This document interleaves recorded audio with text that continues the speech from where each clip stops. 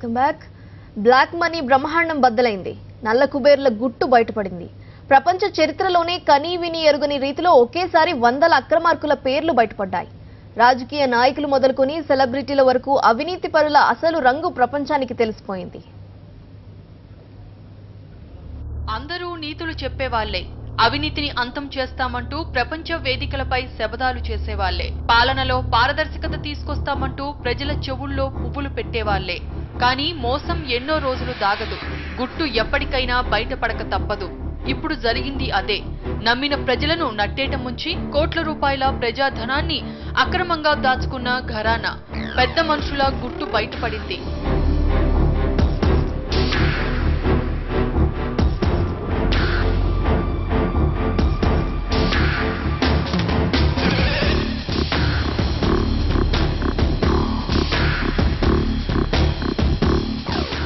గత ఏడాది స్విస్ పత్రాలు, ఇప్పుడు పనామా పేపర్లు. నల్ల కుబేరుల గుట్టును రట్టు చేసిన డాక్యుమెంట్లు. గతేడాది స్విస్ పత్రాలు పెను ప్రకంపనలు రేపగా ఇప్పుడు పనామా పత్రాలు ప్రపంచ దేశాల్లో పెను దుమారం సృష్టిస్తున్నాయి. జెనీవాలోని హెచ్ఎస్బీసీలో 1100 మంది భారతీయులకు రహస్య ఖాతాలు ఉన్నట్టు స్విస్ పత్రాలు వెల్లడించగా, ఇప్పుడు స్విస్ పత్రాలకు తాతరీతిలో పనామా పత్రాలు నల్ల కుబేరులకు అదురు పుట్టిస్తున్నాయి.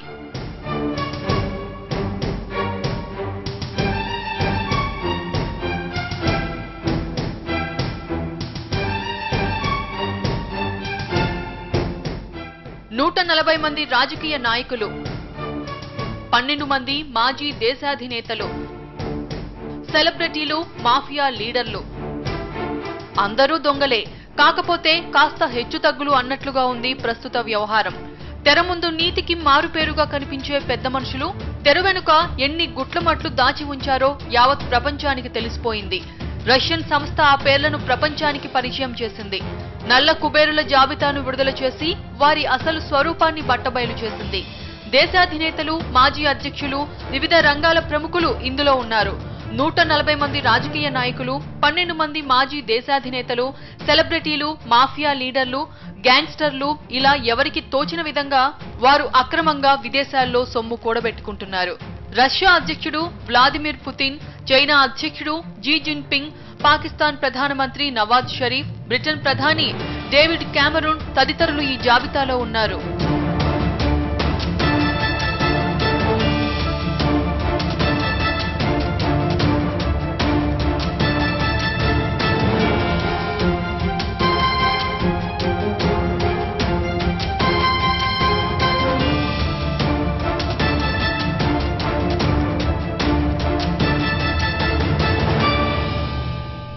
నల్ల కుబేరుల పేర్లో ప్రముఖంగా వినిపించిన పేర్లలో రష్యా అధ్యక్షుడు వ్లాదిమిర్ పుతిన్ పేరు ఒకటి. లీకైన పనామా పేపర్లో పుతిన్ పేరు ఎక్కడా కనిపించినప్పటికీ పుతిన్ సన్నిహితుల పేర్లు బయటకొచ్చాయి. పుతిన్ కు రాజకీయ, ఆర్థిక కార్యకలాపాల్లో అత్యంత కీలకంగా వ్యవహరిస్తున్న ప్రముఖులు పన్ను ఎగవేతకు పాల్పడి కోట్లాది డాలర్లను ఎగవేశారని వెల్లడైంది. పుతిన్ సన్నిహితుడు సెర్గీ ద్వారా డబ్బును బ్యాంక్ ఆఫ్ రష్యాకు, అక్కడి నుండి స్విస్ లాయర్లకు, అక్కడి నుంచి మొస్సాక్ ఫోన్సికాకు బదిలీ అయ్యాయి. తర్వాత సైప్రస్ బ్యాంక్ ద్వారా ఓజన్ కంపెనీకి, అక్కడి నుంచి మళ్లీ పుతిన్ మరో అనుచరుడు యూరియాకు చేరాయి. పుతిన్, ఆయన సన్నిహితులు కలిసి ఏకంగా 14,000 కోట్లు పోగేశారని పనామా డాక్యుమెంట్లు వెల్లడించాయి.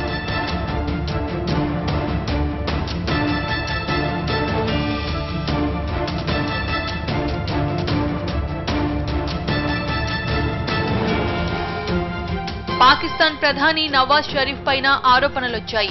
షరీఫ్ కుమారులు హుస్సేన్, హసన్, కూతురు మరియం బ్రిటిష్ వర్జిన్ ఐలాండ్స్ లో భారీగా కంపెనీలు స్థాపించినట్టు వెల్లడైంది.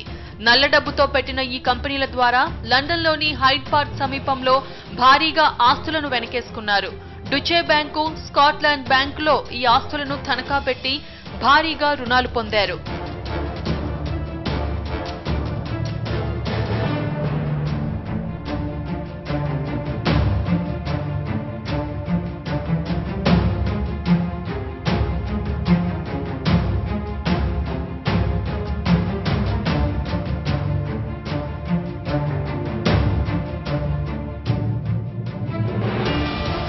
చైనా అధ్యక్షుడు జీ జిన్పింగ్ కూడా అక్రమార్కుడేనని పనామా డాక్యుమెంట్లు పేర్కొన్నాయి.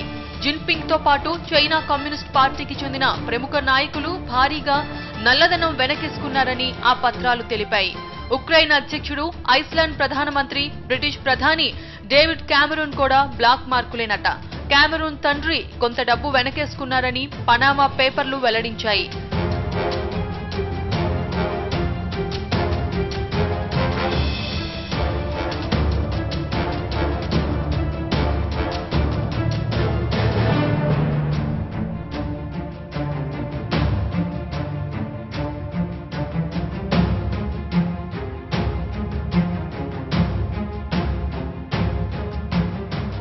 రాజకీయ నాయకులే కాదు, వివిధ రంగాలకు చెందిన సెలబ్రిటీలు కూడా నల్లధనం పోగేశారని బయటపడింది. అర్జెంటీనా ఫుట్బాల్ ఆటగాడు లయోనెల్ మెస్సీ, హాలీవుడ్ నటుడు Jackie Chan, football governing body FIFA అధికారులు భారీ మొత్తంలో విదేశాల్లో డబ్బు పోగేసుకున్నారు. విదేశాలే కాదు, భారత్లోని కొందరు ప్రముఖుల అసలు రంగు బయటపడింది.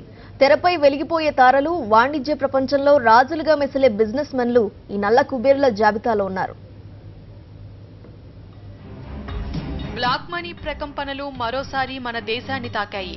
పనామా పత్రాలు భారతీయుల రహస్య ఖాతాల వివరాలను బయటపెట్టాయి.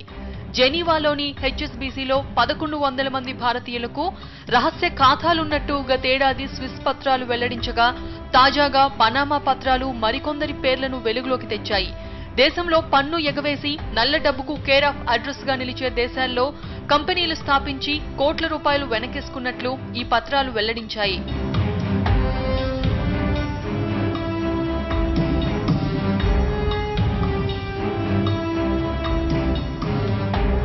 పనామా డాక్యుమెంట్లలో 500 మంది భారతీయుల పేర్లు ఉన్నాయి. నల్ల డబ్బు పోగేసే వ్యవహారంలో అతి ముఖ్యమైన పాయింట్ బోగస్ కంపెనీల ఏర్పాటు. వాటిని పేపర్ కంపెనీలంటారు. పత్రాలపై మాత్రమే కనిపించే ఇలాంటి సంస్థల ద్వారానే హవాలా మార్గంలో డబ్బును తరలిస్తుంటారు. 234 మంది భారతీయులు ఈ కంపెనీల ఏర్పాటు కోసం తమ పాస్పోర్టులను కూడా సమర్పించినట్లు తెలుస్తోంది.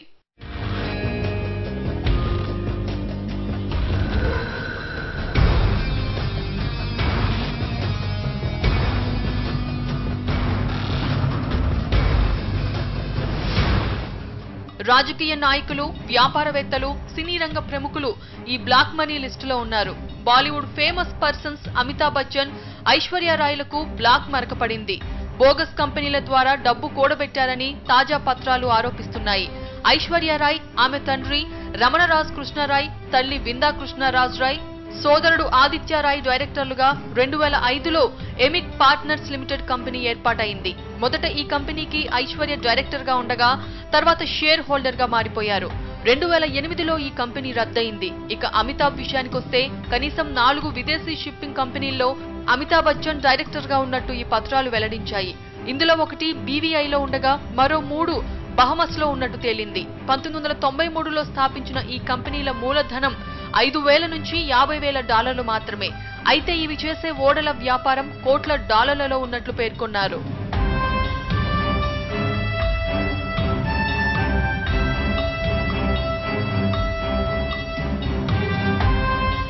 DLF promoter KP Singh, India bulls యజమాని సమీర్ గుప్తా, ప్రముఖ వ్యాపారవేత్త గౌతమ్ అదానీ పెద్ద సోదరుడు వినోద్ అదానీ, పశ్చిమ బెంగాల్ రాజకీయ నేత శిశిర్ బజోరా, ఢిల్లీ లోక్సత్తా మాజీ చీఫ్ అనురాగ్ కేజ్రీవాల్ తదితరులు విదేశీ బ్యాంకుల్లో కోట్లు కూడబెట్టారని బయటపడింది.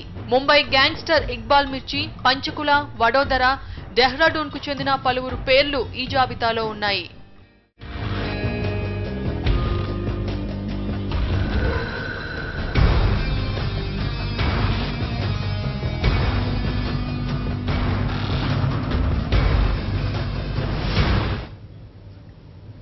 ఒక్కరు సమాచారం అందించారు, 100 మంది తలో చేయి వేశారు.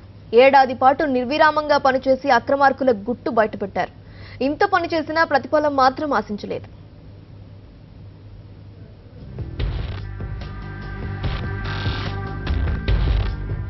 ఏడాది క్రితం జర్మనీకి చెందిన స్టూడ్ యూషే జీతంగ్ పత్రికకు ఒక అపరిచిత వ్యక్తి లేదా సంస్థ నుంచి విలువైన డాక్యుమెంట్లు అందాయి.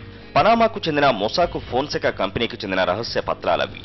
వందలాది వ్యాపార లావాదేవీలకు సంబంధించి సీక్రెట్ డాక్యుమెంట్లవి.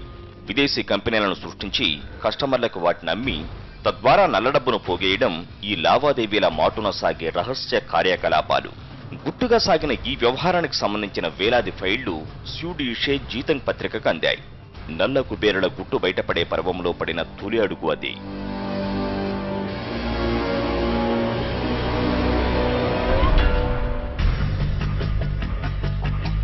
మొసాక్ ఫోన్సెకాకు చెందిన రహస్య పత్రాలను అందుకున్న స్యూడ్ యూషే జీతంగ్ వాటిని విశ్లేషించే పనిలో పడింది. ఒరిజినల్ లింకును ఓపెన్ చేస్తూ ఒక్కొక్క పత్రాన్ని పరిశీలించడం మొదలుపెట్టింది. ఇదే ప్రపంచానికి నల్ల ముఖాల అసలు రంగును పరిచయం చేసింది. పనామా కంపెనీ నుంచి లీకైన పత్రాలు రాజకీయ నాయకులు, బ్యాంకులు, న్యాయపరమైన సంస్థలు, వివిధ రకాల కంపెనీలు తెరచాటున సాగించిన కార్యకలాపాలు బయటపడ్డాయి.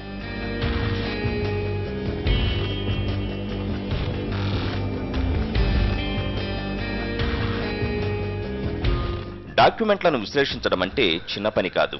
అందులోనూ కోడ్ భాషలో ఉండే పదాల సరైన అర్థం తెలుసుకుని అసలు పేర్లను కనుగొనడం చాలా శ్రమతో కూడుకున్న పని. కానీ పని ఇష్టమైనదైతే, అందులోనూ సమాజ శ్రేయస్సుకు ముడిపడి ఉన్న అంశమైతే ఎంత కష్టమైనా చేసేవాళ్లు కొందరుంటారు. స్యూడ్ యూషే జీతంగ్ ఆ కోవలోకి వస్తుంది. అక్రమార్కుల నల్ల ముసుగును విప్పాలని కంకణం కట్టుకున్న జీతంగ్ అందుకు కొందరు జర్నలిస్టుల సాయం తీసుకుంది.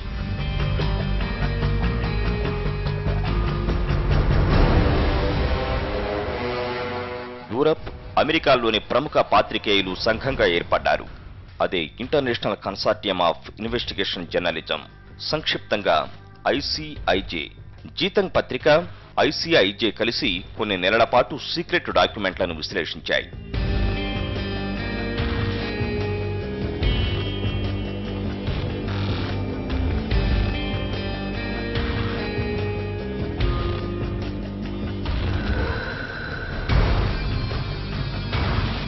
పనామా సంస్థ నుంచి లీకైన పత్రాల పరిమాణం 2.6 టెరాబైట్స్, అంటే దాదాపు 2300 సినిమాల పరిమాణానికి సమానం.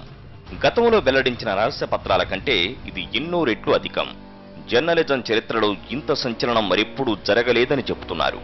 ఇక ఐసిఐజేకు గతంలో సీక్రెట్ డాక్యుమెంట్లను విశ్లేషించిన అనుభవం ఉంది. లక్స్ లీక్స్, స్విజ్ లీక్స్ తదితర కుంభకోణాల్లో ఐసిఐజే కీలక పాత్ర పోషించింది. ఆ అనుభవం పనామా లీక్స్లోనూ ఉపయోగపడింది. అయితే గతంతో పోలిస్తే పనామా లీక్స్ వ్యవహారం చాలా పెద్దది. మొసాక్ ఫోన్సెకా కంపెనీ నుంచి 1,15,00,000 డాక్యుమెంట్లు బయటపడ్డాయి. వీటిని విశ్లేషించడానికి 80 దేశాల్లోని 1000 మీడియా సంస్థల నుంచి 400 మంది జర్నలిస్టులు ముందుకొచ్చారు. జీతంగ్ పత్రికతో పాటు గార్డియన్, బీబీసీ, ఫ్రాన్స్కు చెందిన లీ మోండే, అర్జెంటాకు చెందిన లా నకియాన్ పత్రికలు పాలు పంచుకున్నాయి. ఒక్క మాటలో చెప్పాలంటే ఇదొక సమిష్టి పని.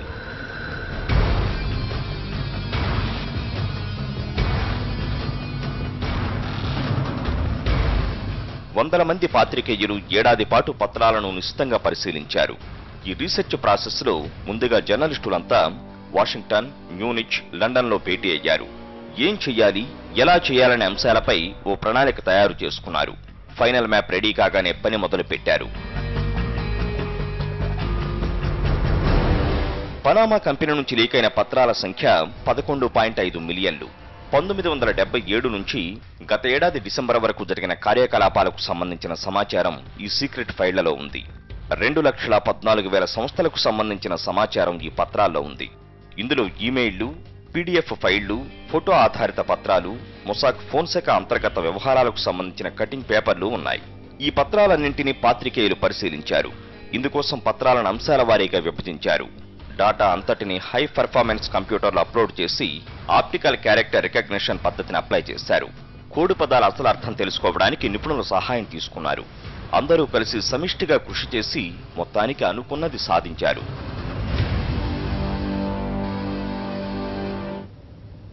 ఒకే ఒక్క కంపెనీ మొసాక్ ఫోన్సెకా. ఈ మొత్తం వ్యవహారంలో వినిపిస్తున్న పేరు ఇదే. ఇంతకు ఎక్కడిది కంపెనీ, ఏం పనిచేస్తుంది? See the story.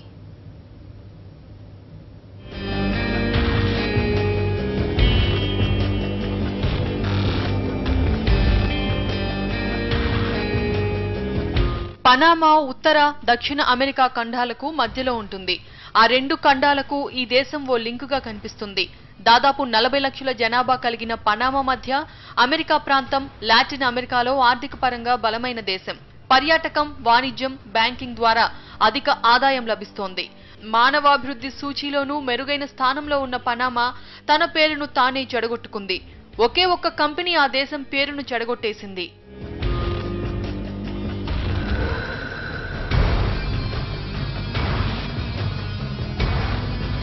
Mosaic Fonseca ఇప్పుడు ఈ పేరు ప్రపంచవ్యాప్తంగా మార్మోగిపోతుంది. నల్ల కుబేరుల వివరాలను దశాబ్దాల పాటు గుట్టుగా దాచిపెట్టింది మొసాక్ ఫోన్సెకానే. 1977లో జుర్గన్ మొసాక్ ఈ సంస్థను స్థాపించారు.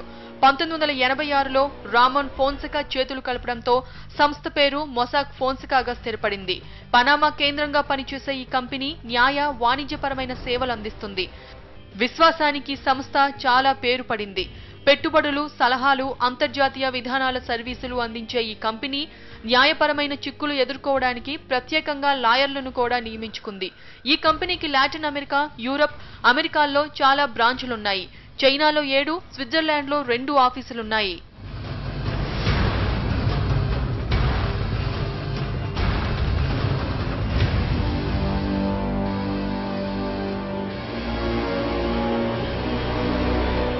పన్నులు ఎలా ఎగ్గొట్టాలి, ఎగ్గొట్టిన పన్నులను విదేశాలకు ఎలా తరలించాలి, ఆ డబ్బును ఎక్కడ దాచుకోవాలి, అందుకు అనువైన మార్గాలేంటి? మొసాక్ ఫోన్సెకా కంపెనీ చేసే పని ఇదే. హవాలా సొమ్మును దేశాల సరిహద్దులు దాటించడంలో ఈ కంపెనీ ప్రముఖ పాత్ర పోషిస్తుంది. ప్రభుత్వాధినేతలు, రాజకీయ నాయకులు, సెలబ్రిటీలు ఈ కంపెనీ కస్టమర్లే. ప్రముఖులు కొల్లగొట్టిన సొమ్మును గుట్టు చప్పుడు కాకుండా విదేశాలకు తరలించడంలో ఈ సంస్థ కీలక పాత్ర పోషిస్తుంటుంది.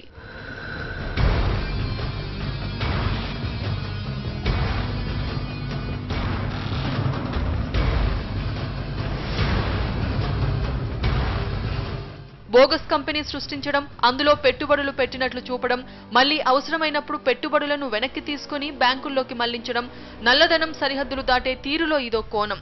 మొసాక్ ఫోన్సెకా చేసే పని ఇదే. బ్లాక్ మనీ దాచుకునేందుకు మొసాక్ ఫోన్సెకా డజన్ల సంఖ్యలో బోగస్ కంపెనీలను సృష్టిస్తుంది. జూరిచ్, లండన్, హాంకాంగ్లో వాటిని విక్రయిస్తుంది. ఇక్కడ బేరసారాలు కూడా ఉంటాయి. $1000 ఉంటే చాలు ఓ కంపెనీ కొనొచ్చు. బోగస్ కంపెనీని అమ్మడమే కాదు, కావాలనుకుంటే కంపెనీకి ఓ డైరెక్టర్ను కూడా అరేంజ్ చేస్తుంది.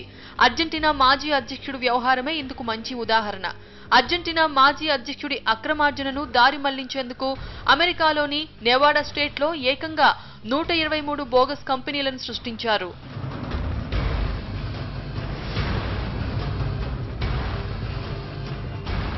విదేశీ కంపెనీ గుట్టుమట్లను కనుక్కోవడం అంత ఈజీ కాదు. కంపెనీకి అసలు ఓనర్ ఎవరో, ఎక్కడి నుంచి పెట్టుబడి పెట్టారనే వివరాలు అంత సులువుగా బయటకు రావు. దీనినే మొసాక్ ఫోన్సెకా తనకు అనుకూలంగా మలుచుకుంది. నిబంధనలు ఉల్లంఘిస్తూ, నిషేధాజ్ఞలను ధిక్కరిస్తూ 100 మంది నల్ల కుబేరులకు ఆశ్రయం కల్పించింది. వేల కోట్ల ప్రజాధనాన్ని అక్రమంగా పోగు చేసింది. ఒక్క మాటలో చెప్పాలంటే అక్రమార్కుల నల్లధనానికి మొసాక్ ఫోన్సెకా పర్ఫెక్ట్ కాపలాదారు. కస్టమర్ల వివరాలకు సంబంధించి మొసాక్ ఫోన్సెకా పగడ్బందీగా వ్యవహరిస్తుంది. కస్టమర్లకు సంబంధించిన పత్రాలను రహస్యంగా ఉంచడంలో అత్యంత జాగ్రత్తగా ఉంటుంది. కానీ నిజాన్ని ఎంతో కాలం దాయలేరు. మొసాక్ ఫోన్సెకా విషయంలో కూడా ఇది నిరూపితమైంది.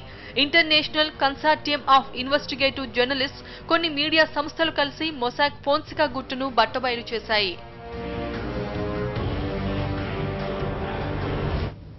పనామా పేపర్స్ ద్వారా బహిర్గతమైన 500 మంది భారత ప్రముఖుల నల్లధనం వివరాలపై విచారణ జరపాలని ప్రధానమంత్రి నరేంద్ర మోదీ ఆదేశించారు.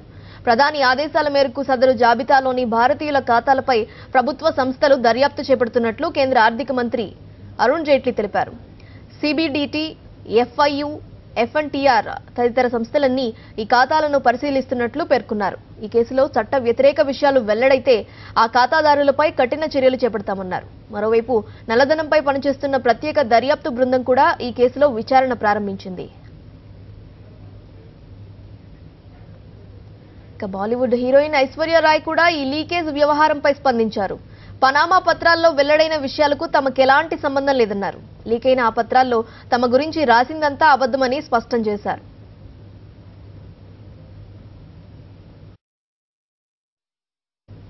అవినీతి ఆరోపణలను పాకిస్తాన్ ప్రధానమంత్రి నవాజ్ షరీఫ్ తోసిపుచ్చారు. తాను కానీ తన కుటుంబం కానీ ఎలాంటి అవకతవకలకు పాల్పడలేదని చెప్పుకొచ్చారు. విదేశాల్లో కంపెనీలు ఏర్పాటు చేసుకోవటం తప్పేమీ కాదన్న ఆయన పనామా లీక్ పేపర్లలో తమ గురించి రాసిందంతా పచ్చి అబద్ధమన్నారు.